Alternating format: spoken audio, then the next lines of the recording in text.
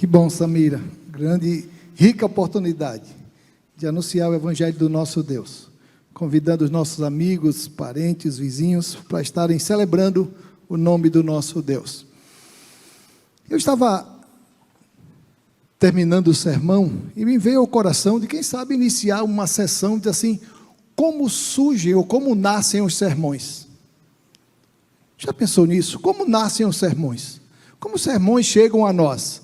O anjo mensageiro de vez em quando demora para enviar a mensagem e nós ficamos um pouco aflitos, mas sabe quando esse sermão nasceu? Não no coração de Deus, mas no coração do mensageiro, hoje à tarde. E eu vou dizer como se deu esse momento em que eu precisei aprender a ouvir cada momento, cada palavra da parte de Deus. Hoje à tarde eu estava adiantando o sermão que iria pregar, e recebi uma mensagem no meu celular de uma irmã de nossa igreja, quem sabe ela está nos assistindo, e ela estava muito aflita, porque depois de um processo de quimioterapia que ela submeteu, existia a marcação de uma consulta de hérnia para esses próximos dias, e ela voltou do hospital frustrada, porque o médico disse: olha, fulana, acabou o meu convênio, o seu plano de saúde, e o hospital não me autoriza mais a fazer a sua cirurgia lá no hospital, e eu não tenho mais o que fazer. E essa irmã estava aflita, e naquele momento troquei mensagens com ela, e veio ao meu coração essa experiência, a experiência da parte do Senhor. Quantas vezes eu tenho que esperar? Você que tem um ditado que diz: quem espera, sempre... mas às vezes quando a gente muda e diz assim, quem espera sempre cansa. E nem sempre é fácil esperar. Nem sempre é fácil esperar um encontro marcado, um horário agendado, uma gestação de um filho, um horário de uma consulta, do resultado de um diagnóstico no sábado, domingo, até sair a segunda-feira. E veio ao meu coração duas experiências. Essa técnica aí, japonesa, chama Kintsugi. Se deu quando um shogun, ali no Japão, uma de suas porcelanas mais preciosas quebrou-se, e ele enviou lá para a China, para que ela pudesse ser reparada. E quando depois de algum tempo ele esperando, voltou aquelas porcelanas, mas toda remendada com algumas presilhas, e ele ficou frustrado, e ele disse: não é possível, e mandou para um artesão ali no Japão, e aquele homem criou essa técnica, a técnica do Kintsugi, que é remendar, colar com resina e ouro. Quando criança, sei que não é o tempo de ninguém aqui, nós cantávamos uma canção de roda, de cirandas, assim: o anel que tu me destes era vidro e se quebrou, o amor que tu me tinhas era pouco e se acabou. E eu comecei a imaginar, será que esperar em Deus é algo frustrante? O tempo que Deus nos coloca para esperarmos é um tempo desperdiçado, é um tempo desprezível. E aí eu comecei a imaginar, exatamente dentro desse contexto, o que é pouco, o que é bom dura pouco, mas eu quero levar os irmãos a pensarmos, não isso, mas o contrário disso. O que é bom, pode clicar? O que é bom dura muito. Você não está esperando por mim, você não está esperando por alguém, você não está esperando no médico, na medicina, nós esperamos no Senhor. E essa experiência que veio ao meu coração, não minha, mas do profeta Jeremias, fala muito ao meu coração. Aí está o texto, Jeremias capítulo 28, versos 1 a 4, e o capítulo 29, verso 10, o texto está sendo projetado, e diz assim a palavra do Senhor: no mesmo ano, no princípio do reinado de Zedequias, rei de Judá, isto é, no ano do quinto mês, Ananias, filho de Azur e profeta de Gibeão, me falou na casa do Senhor, na presença dos sacerdotes e de todo o povo, dizendo: assim fala o Senhor dos exércitos, o Deus de Israel, dizendo: quebrei o jugo do rei da Babilônia, dentro de 2 anos eu tornarei a trazer a este lugar todos os utensílios da casa do Senhor, que daqui tomou Nabucodonosor. Quebrei o jugo do rei da Babilônia, dentro de 2 anos eu tornarei a trazer. Percebe o destaque que fiz? dentro de 2 anos, preste atenção nesse tempo, identificado pelo profeta Ananias, eu tornarei a trazer a este lugar todos os utensílios da casa do Senhor, que daqui tomou Nabucodonosor, rei da Babilônia, levando-os para a Babilônia, também a Jeconias, filho de Jeoaquim, rei de Judá, e a todos os exilados de Judá que entraram na Babilônia, eu tornarei a trazer a este lugar, diz o Senhor, porque quebrei o jugo do rei da Babilônia. Aí está a profecia de um profeta chamado Ananias. Esperar 2 anos. O povo havia sido levado ao cativeiro da Babilônia por Nabucodonosor, e Ananias trouxe uma profecia confortadora. Olhe, não se desesperem. Apenas 2 anos. Não desfaçam nem as malas. Não comecem nem a plantar, porque logo, logo vocês estarão de volta. E é algo que anima o nosso coração. Olha, esse tempo de tratamento vai demorar, mas só são 2 anos. Tem uma data limite, onde vai ser encerrado todo esse processo, e você vai poder desfrutar da vida naturalmente. E aí o Senhor chama Jeremias e diz, vem cá, filho, vem cá. No capítulo 27, o Senhor tinha ordenado a Jeremias que fizesse um jugo, um colar de madeira, para que ali pudesse mostrar a determinação de Deus para com o povo, no castigo da desobediência do povo, e Deus havia permitido que aquele povo fosse conduzido como escravo à Babilônia, e naquele momento em que Ananias está proferindo a sua profecia, ele quebra o jugo, a madeira do pescoço de Jeremias, diz, olha, Deus vai fazer assim.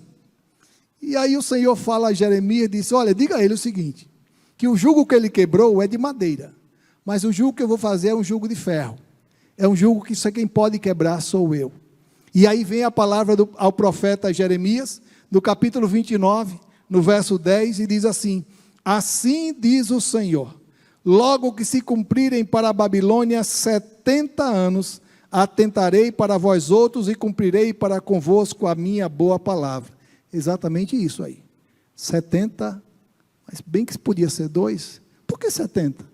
Podiam ser 2, o tempo do cativeiro e o tempo do cativeiro babilônico, podiam ser 2 anos apenas, mas 70 anos.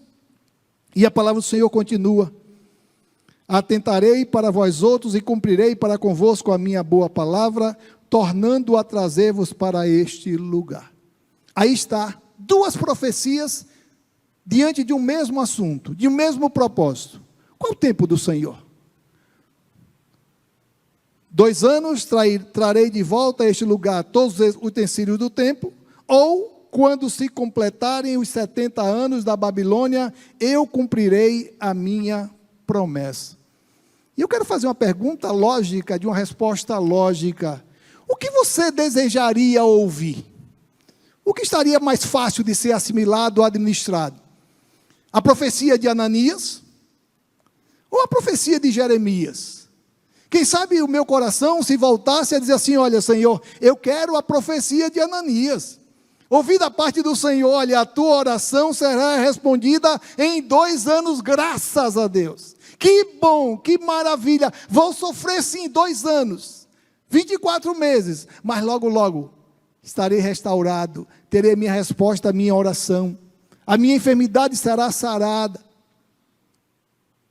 Ou quem sabe a oração, ou a profecia de Jeremias, a tua oração só será respondida em 70 anos. Misericórdia, Senhor, misericórdia. Quantas vezes, desejamos muitas vezes ouvir um sermão aqui, que nos fale do Deus da bênção, do dono do ouro, da prata, daquilo que massageia o nosso ego, daquilo que satisfaz as nossas esperanças, daquilo que vai alimentar a nossa esperança. Mas muitas vezes o Senhor está dizendo a mim e a você, olha filho, são 70 anos, mas eu nunca vou te deixar. Olha filho, não são 2 anos, não quero enganá-lo, são 70 anos, mas eu estarei contigo durante esses 70 anos. Olha filho, em momento nenhum você estará sozinho. Eu sei que é um grande desafio para nós, poder confiar, ainda que seja um tempo mais prolongado do que aquele que a gente imaginava que fosse necessário. Porque nós cremos num Deus, irmãos, que o tempo para Ele é questão de detalhes. Um Deus que não importa 2 anos, 3 anos, 70 anos, para Deus é a mesma coisa. Uma coisa que Ele quer nos ensinar é aprender a confiar, a esperar e a depositar nele a nossa confiança. Quantas vezes nós queremos algo imediato, rápido? Aquela oração que eu orei na quarta-feira, no domingo já estava agradecendo, amém, glória a Deus. Olha, pastor, eu orei de manhã e à noite e Deus já respondeu, que maravilha. Mas eu quero saber se você está disposto a esperar no Senhor. Não necessariamente 70 anos, mas dizer, Senhor, olha, não foi hoje ainda, mas eu creio que no tempo do Senhor virá. E o nosso irmão Jonathan, ele leu alguns nomes, pastor Farley, perdão, leu alguns nomes de irmãos e irmãs que estão nesse processo de espera. Entre eles está ali o nosso irmão Jairo Lucas, que tem submetido a tratamentos também. Irmãos que têm esperado o tempo do Senhor, mas não têm esperado desesperados, têm esperado no tempo do Senhor. Nos satisfazemos apenas com as respostas imediatas. Quem sabe isso vai me trazer um alento, uma alegria, uma motivação para continuar confiando em Deus. A mulher com hemorragia, Marcos capítulo 5, verso 34. Então ele, Jesus, lhe disse, filha, a tua fé a curou, vai em paz e fica livre do teu sofrimento, amém. Que maravilha. A mulher, depois de 12 anos aflita, vai a Jesus, e Jesus percebe que dele havia saído cura, porque ela toca no seu manto, e naquele momento a mulher sai da presença de Jesus restaurada. Ah, como não poderia ter sido eu? Porque não poderia ter sido o meu caso? Porque as coisas não poderiam ter sido resolvidas desse tempo, de maneira imediata? Ou quem sabe queira me sentir na situação daquele centurião. Mateus capítulo 8, verso 13. Então Jesus disse ao centurião, vá, como você creu, assim lhe acontecerá. E na mesma hora, o seu servo foi curado. Mas muitas vezes nós somos desafiados, quem sabe, a esperar o tempo de Naamã, de 7 mergulhos, e necessariamente não são 7 mergulhos, mas 7 anos. É um tempo necessário para que a cada dia mais a gente aperfeiçoe a nossa fé e a nossa dependência de Deus. Temos ouvido aqui que grandes testemunhos são pessoas que vêm aqui e dizem, olha, eu estava enferma e Deus me curou. Olha, meu casamento estava quase acabando e Deus restaurou o meu casamento. Que maravilha! Pessoas que trazem o testemunho de que, olha, meu filho, meu esposo estavam nas drogas e Deus restaurou as nossas vidas. Mas o maior testemunho que podemos dar diante do Senhor é dizer, olha, Senhor, eu continuo enferma, mas eu continuo crendo que Deus está no controle da minha vida. Eu continuo esperando, mas não estou esperando em vão, estou esperando no Senhor. E eu sei que tem muita gente que está lá do outro lado. Você que está aí, quem sabe você tem esperado, mas a sua espera não é em vão. Você não está esperando em mim. Vocês e eu e nós estamos esperando no Senhor, porque é dele que recebemos as suas mais preciosas bênçãos. É tão bom poder saber que esse Deus tem o controle de todas as coisas e sabe exatamente o que é melhor para as nossas vidas. E eu pude extrair, pelo menos dentro desse sermão que surgiu ao meu coração nesse pouco tempo, 3 lições.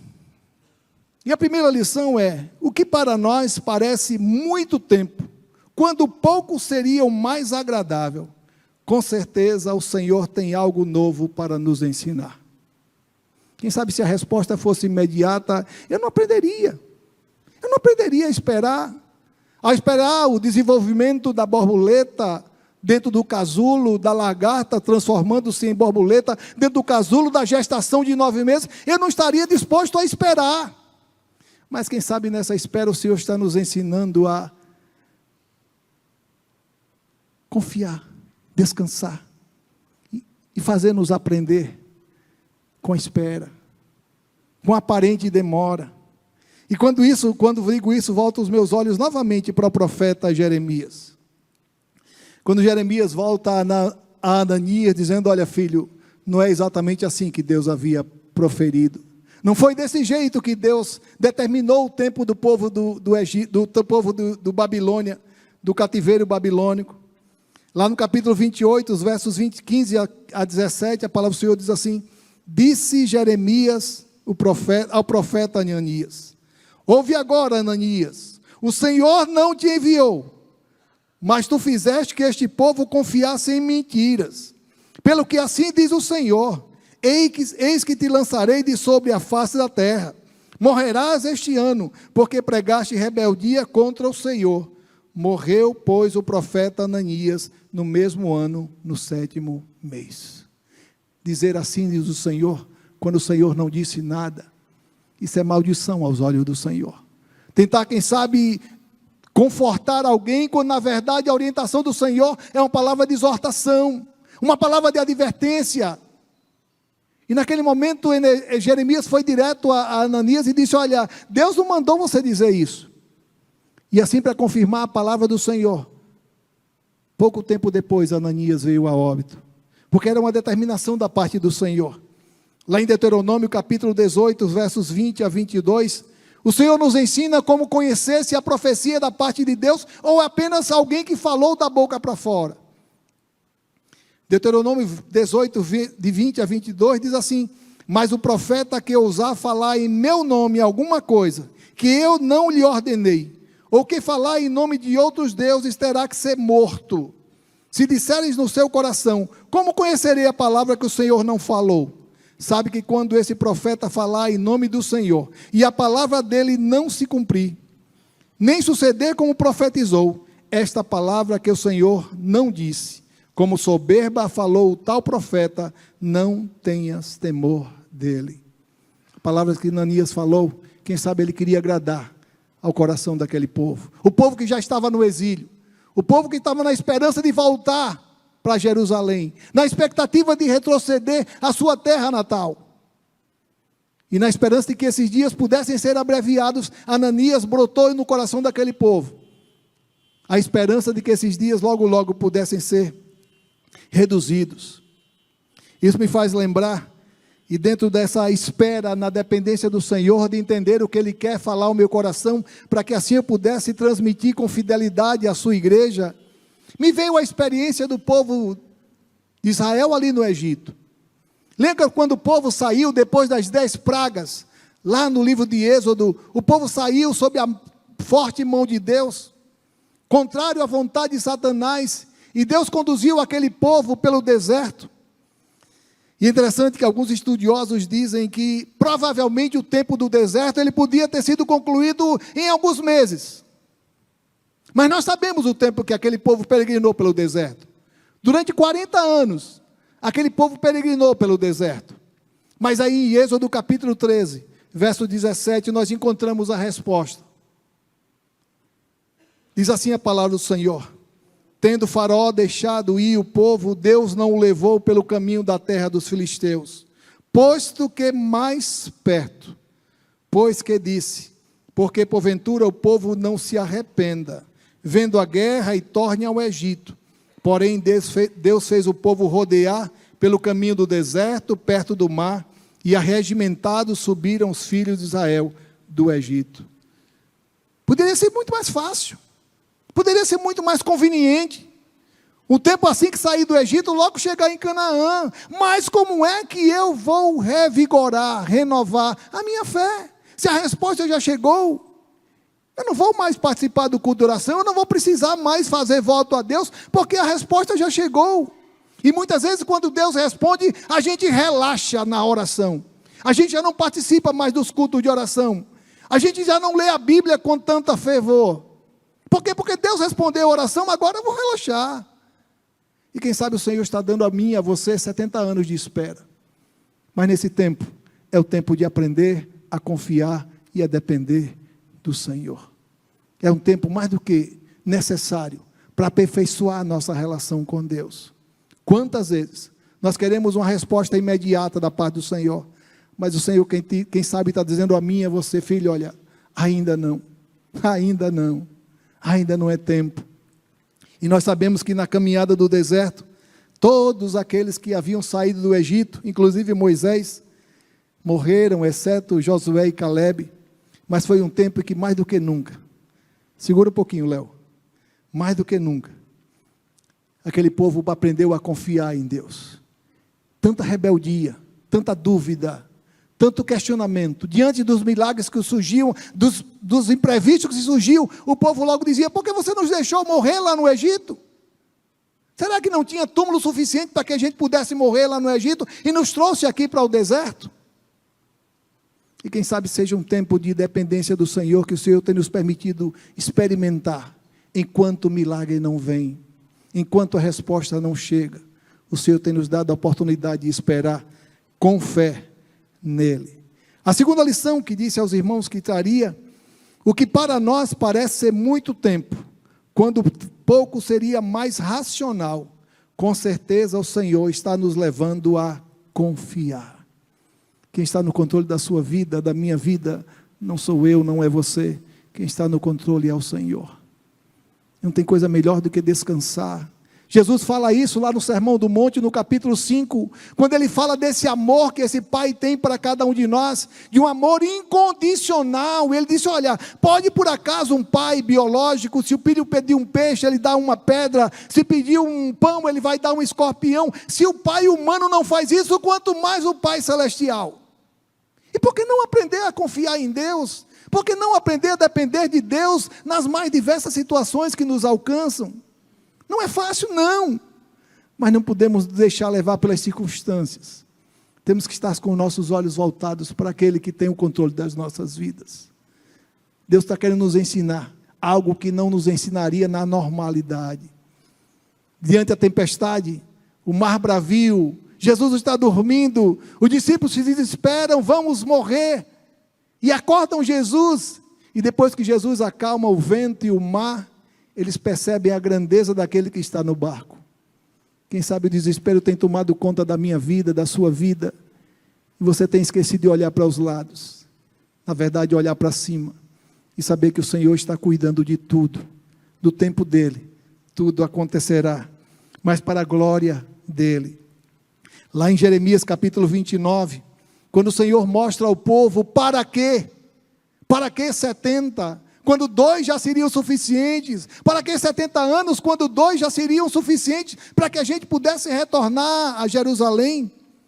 Aí diz assim a palavra do Senhor, a carta que Jeremias envia ao povo, aos sacerdotes ali na Babilônia: assim diz o Senhor dos exércitos, o Deus de Israel, a todos os exilados que deportei de Jerusalém. Veja que a ação é de Deus.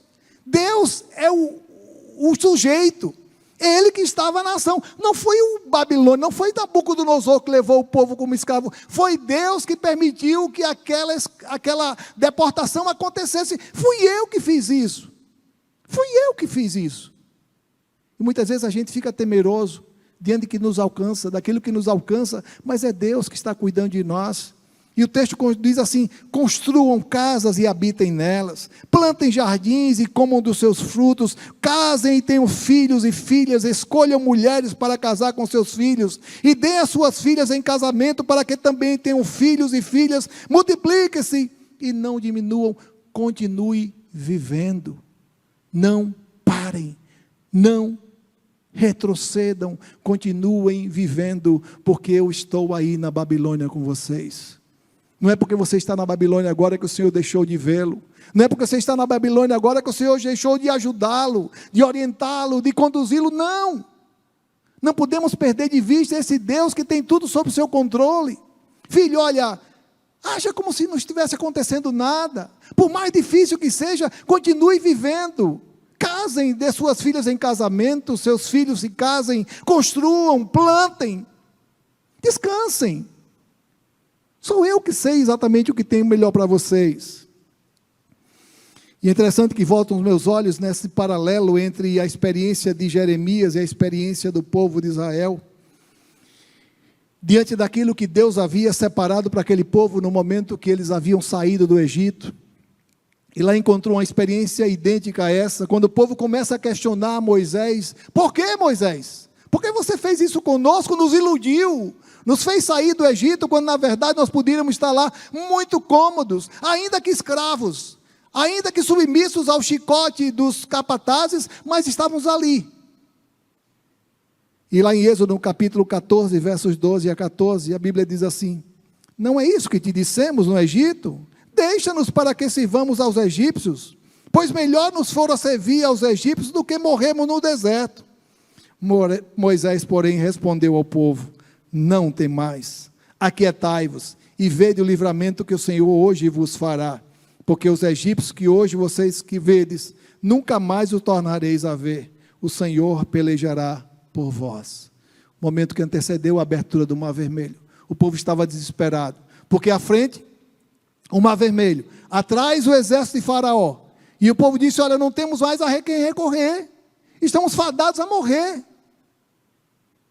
E Moisés ele olha para aquele povo e diz: olha, não tenha medo, quem tirou vocês do Egito não fui eu, quem tirou vocês do Egito foi Deus. E é lindo quando Deus consegue frustrar todas as divindades do Egito nas 10 pragas, cada uma divindade ela foi frustrada, para que Faraó e todo o povo do Egito pudesse reconhecer que só existia um Deus, o Deus dos hebreus. Mas encontro uma terceira e última lição que para mim serve como um aprendizado, nesse tempo que o Senhor tem me feito esperar, esse tempo pedagógico, esse tempo que me faz confiar, esperar no Senhor.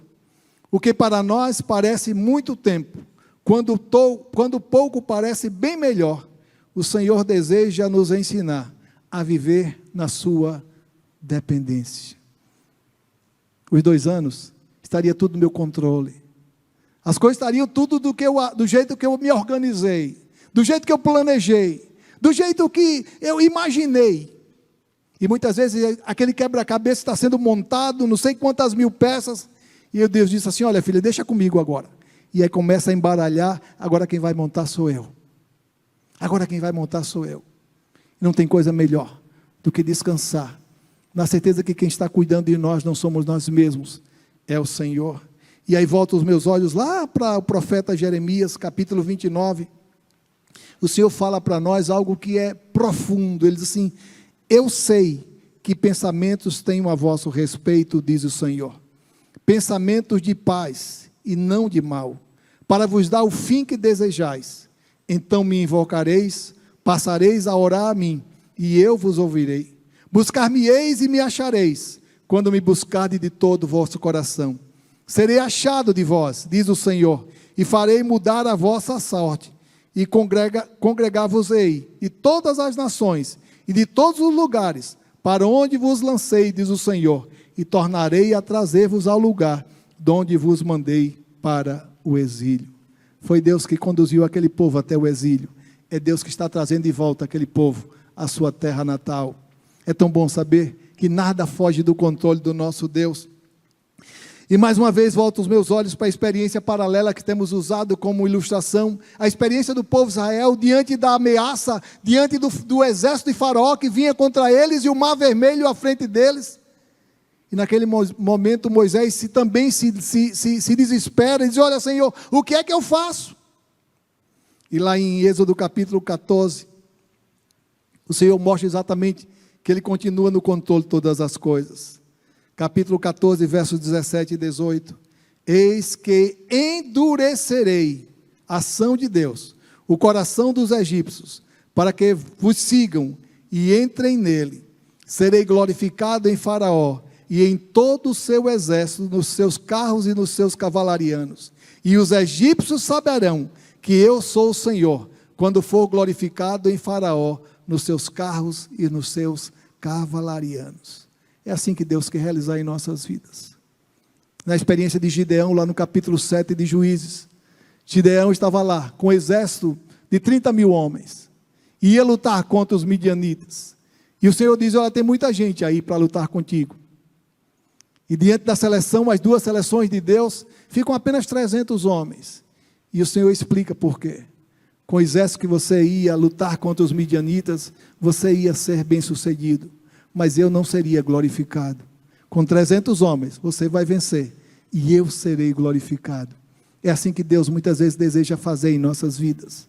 Ainda que pareça demorado, não podemos perder de vista que quem está cuidando de nós é o Senhor. E a última palavra encontro no profeta, no apóstolo Pedro, no capítulo 3, na segunda carta, versos 8 e 9. E ele diz a nós, Há, todavia, uma coisa, amados, que não deveis esquecer, que para o Senhor um dia é como 1000 anos, e 1000 anos como um dia. Não retarda o Senhor a sua promessa, como alguns a julgam demorada. Pelo contrário, Ele é longânimo para convosco, não querendo que nenhum pereça, senão que todos cheguem ao arrependimento. Louvado seja Deus, em que podemos descansar, nós sabendo uma coisa: o tempo para Deus é apenas um detalhe, é o tempo que vai amadurecendo, fortalecendo e revigorando a nossa fé. Eu sei que nós cantamos um hino que fala muito desse tempo de esperar. Pode tocar, Maico? Deus de promessa, Deus de aliança, e quem sabe você também tem estado esperando, mas não esperando nos homens. O nosso desafio e a nossa esperança está no Senhor. Vamos cantar? Léo, você pode voltar, por favor? Declare que você tem esperado, que eu tenho esperado no Senhor. É dele que vem a nossa resposta. Sei que os teus olhos, sempre atentos, permanecem em mim.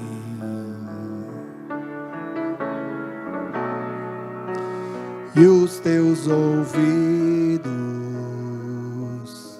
estão sensíveis para ouvir meu clamor. Posso até chorar, mas a alegria vem de manhã. És Deus de perto e não de longe, nunca mudastes, tu és fiel.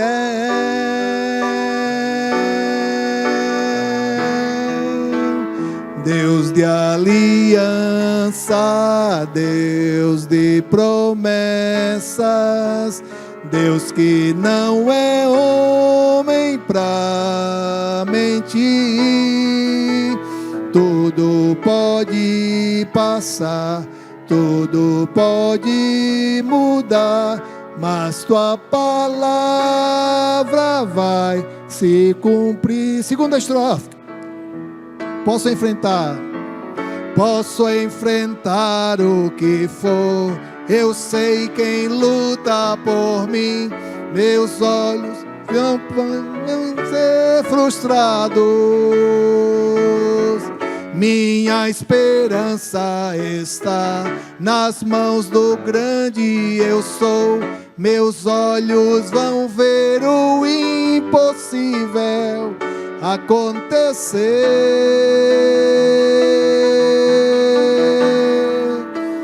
Deus de aliança, Deus de promessas, Deus que não é homem pra mentir. Tudo pode passar, tudo pode mudar, mas tua palavra vai se cumprir. Obrigado, Senhor. Obrigado. Porque a tua palavra diz que desde a antiguidade não se viu, nem com os ouvidos se ouviu, um Deus fiel, que trabalha em prol daqueles que nele esperam. Nós estamos esperando não nas circunstâncias, não nos homens, nós estamos esperando no Senhor. Ajuda-nos, Senhor, a cada dia que passa, revigorar a nossa fé, renovar a certeza de que o Senhor continua no controle das nossas vidas. Senhor, irmãos de nossa igreja, tem submetido aos mais diferentes e diversos tratamentos. Ajuda o Senhor a enfrentar, na certeza de que o Senhor tem cuidado de cada um deles. Ó Pai, ajuda-nos, Senhor, a não nos deixarmos levar pelas circunstâncias à nossa volta, mas cada vez mais estejamos com nossos olhos fixos no Senhor, na certeza que no tempo certo determinado por Ti, a nossa vitória chegará. E tudo unicamente para a honra, glória e louvor do Teu nome. Ajuda-nos, Senhor, pois só em Ti nós confiamos. É isso que nós oramos no nome santo de Jesus. Amém, amém, amém. Você que está em casa, Deus o abençoe, Deus o abençoe. No domingo, quem sabe você possa estar conosco, participando presencialmente. Se não, também seja bem-vindo de maneira virtual. Uma alegria muito grande tê-la aqui entre nós.